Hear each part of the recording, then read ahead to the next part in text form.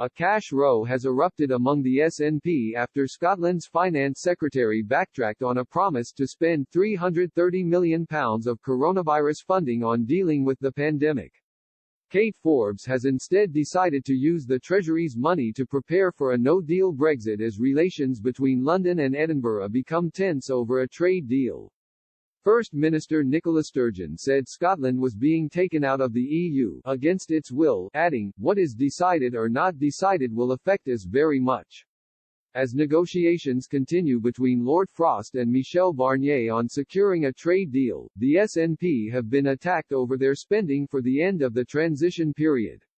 The Tories targeted Ms Forbes after the Scottish Parliament Information Centre (SPICE) report revealed the chief was planning to keep up to £330 million of the funds allocated for tackling COVID-19 for Brexit. The report said, while the Barnets to which these funds relate derive from UK government's coronavirus response package, the Cabinet Secretary also said she was keeping open the option of using some of the £330 million to support funding requirements that might arise as a result of the end of the EU transition period.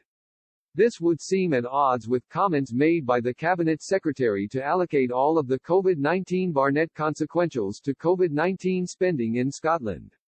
But addressing Holyrood's Finance and Constitution Committee last month, she said that any unallocated Barnett consequentials from the UK government would be allocated on COVID spend. Ms Forbes said, "Every penny will be allocated on COVID spend, but it is not the case that any money will be sitting aside unused, it will be allocated to an anticipated need." Maurice Golden MSP, Scottish Tories economy spokesman, said, "It seems that the SNP Finance Secretary cannot get her story straight about spending.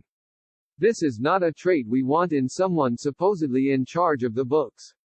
One minute she says that all new UK government funding will be used to address the pandemic and the next she's saying it's for Brexit. Not only is that contradictory and in need of explanation, we still are not entirely clear about how they will spend money intended for Brexit preparedness."